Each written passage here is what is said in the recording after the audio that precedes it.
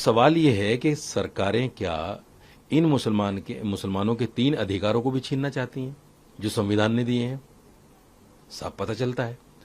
तो मुसलमान तो इसको बर्दाश्त करेगा नहीं कि अगर 85 करोड़ लोग देश में 5 किलो अनाज पे जीते हों तो 2.5 करोड़ लोगों का बाहर निकलना गरीबी रेखा से, ये एक ऐसी बात है जिसको सुनकर भी आदमी सोच सकता है कि भाई ये क्या हो रहा है।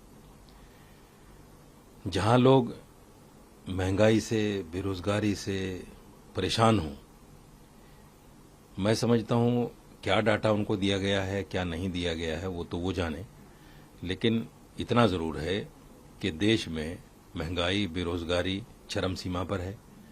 और हम तो ये मानते हैं कि अगर 85 करोड़ में से 1 करोड़ आदमी भी कम हो जाते, यानी 84 करोड़ रह जाते, तो हम समझते कि वो 1 करोड़ लोग गरीबी रेखा से नीचे ऊपर चले गए। यहां तो 85 जुगे तो हैं, और भारतीय जनता पार्टी और सरकार इस पर फख्र करती है कि हम 85 करोड़ लोगों को 5 किलो अनाज दे रहे हैं। ये बहुत बड़ी बात है। तो कितने लोग निकले हैं, कितने नहीं निकले हैं, इससे साफ अंदाजा है। सर, पश्चिम बंगाल के सीएम सुवेंदु अधिकारी का यह कहना है कि इस देश में ये एक देश है और यहाँ पर एक ही लॉ होना चाहिए, और इसीलिए 9 मेंबर की जो कमेटी है वो गठित कर दी गई है यूनिफॉर्म सिविल कोड को ड्राफ्ट करने के लिए। देखिए, जिन लोगों को जानकारी नहीं है, जिन्होंने संविधान नहीं पढ़ा, जो जानते नहीं है कि बाबा साहब ने, आपको याद होगा, आखिरी अपनी संविधान सभा के अंदर जो स्पीच दी थी, उन्होंने इस बात को कोड किया था कि मैं जानता हूं संविधान में स्टेट्स को यूसीसी लाने का अधिकार है, लेकिन विदाउट उस पर उन लोगों के विचार लेने के जो दूसरे धर्म के लोग हैं, माइनॉरिटीज में हैं, उन लोगों के विचार लिए बगैर नहीं ला सकते। यानी इस पर जो है एक बाकायदा आपको जो है खुले तौर पर, खुले मंच से तमाम लोगों के ऑब्जर्वेशन लेने हैं कि भाई आप यूसीसी चाहते हैं कि नहीं चाहते हैं। यहां क्या हो रहा है, सिर्फ मुसलमान पर यूसीसी की बात कही जा रही है कि मुसलमान को सिर्फ परेशानी है। न जैन से पूछा जा रहा है, न सिखों से पूछा जा रहा है, न बुद्धिस्टों से पूछा जा रहा है, न यहूदियों से पूछा जा रहा है, न पारसियों से, यानी जितने भी अन्य धर्म हैं उनसे पूछा ही नहीं जा रहा है। ऐसा लग रहा है कि यूसीसी का विरोध मुसलमान ही कर रहा है। अरे भाई, दूसरे धर्म भी हैं, उनसे भी पूछो और सबकी राय लो। जितनी भी बड़ी ऑर्गेनाइजेशन है सब धर्मों में, उन तमाम की राय लेना जरूरी है। जब वो सब लोग मुत्तफिक हो जाएं इस बात पर कि हाँ यूसीसी आना चाहिए, तो ले आइए। दूसरी बात यह है कि यूसीसी आप लाना क्यों चाहते हैं, ये एक बहुत बड़ा सवाल है। मुसलमान को सिर्फ 3 चीजें मिली हैं अपने पर्सनल लॉ के हिसाब से, निकाह, तलाक और वरासत। इसके अलावा तो सारी चीजें कॉमन हैं। जितने भी कानून हैं वो सारे मुसलमान के लिए भी बराबर हैं और हिंदू के लिए भी बराबर हैं। अब सवाल यह है कि सरकारें क्या इन मुसलमानों के 3 अधिकारों को भी छीनना चाहती हैं जो संविधान ने दिए हैं? साफ पता चलता है। तो मुसलमान तो इसको बर्दाश्त करेगा नहीं, ये तो तय है, क्योंकि ये सीधा सीधा पर्सनल लॉ में दखल है जिसको मुसलमान बर्दाश्त नहीं कर सकता। और ये बेईमानी है इन लोगों की कि किसी से भी पूछना गवारा नहीं करते। आप देखिए, उत्तराखंड में यूसीसी आ गया, किसी से कुछ नहीं पूछा। हालांकि बताते क्या है कि नहीं हमने पूछा, लोगों के ऑब्जर्वेशन आए। वो कैसे हैं कि अपने ही लोगों में चले गए, 100 में से 50 लोगों से पूछ लिया कि 50 लोगों ने ये बता दिया, और वो लोग अपने सारे। तो इसका क्या, कैसे पता चलेगा कि भाई कौन लोग हैं? ये तो बिल्कुल एक ओपन टेंडर की तरह होता है कि आप जो है सरकारी एक ऐलान निकालिए कि भाई ये हमारी वेबसाइट है और ये चीज हम लाना चाहते हैं। तमाम लोग इसमें बाकायदा पहले अवेयरनेस किया जाए लोगों को कि भाई हम यूसीसी के लिए आपसे राय मांग रहे हैं, आपको राय देनी है, और फिर वो ऐलान निकाला जाए।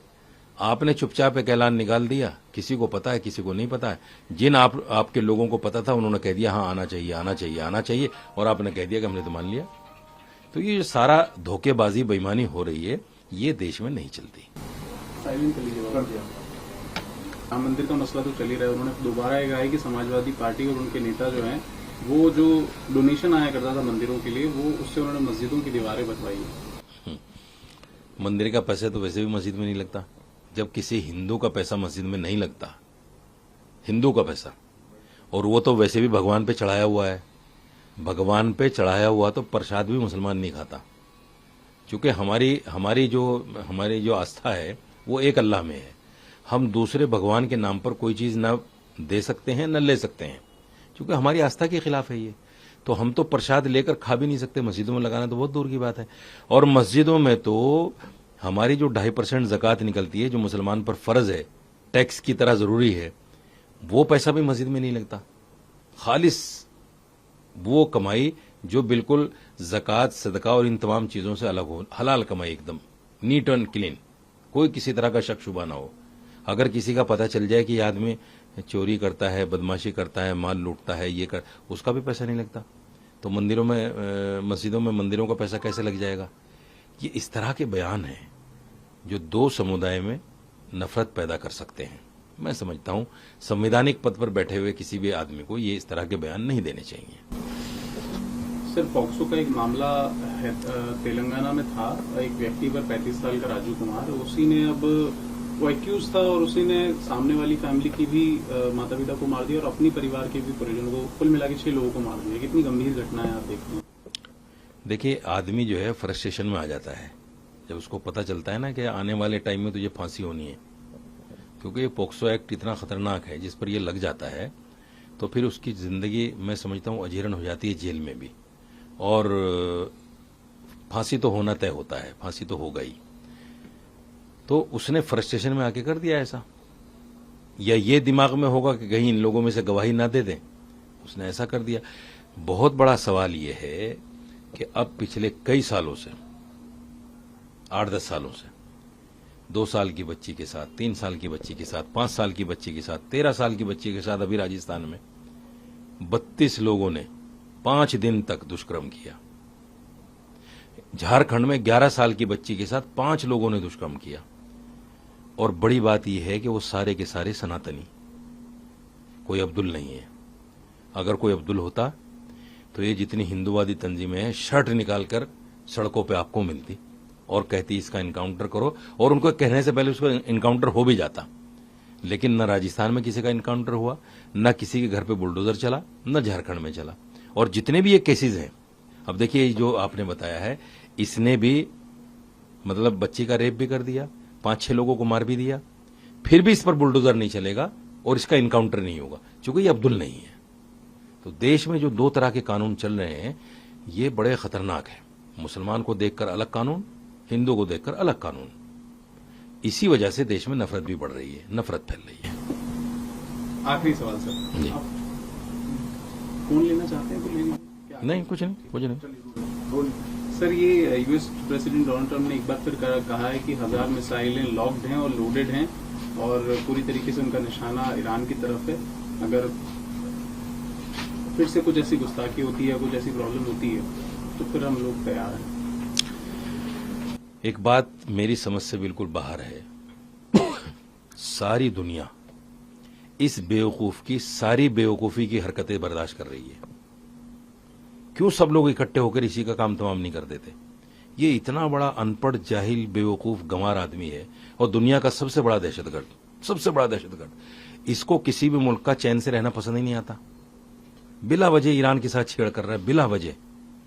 भाई, टॉप लीडर्स को मार दिया, बच्चों को मार दिया स्कूल में, अभी भी इसकी भूख पूरी नहीं हुई।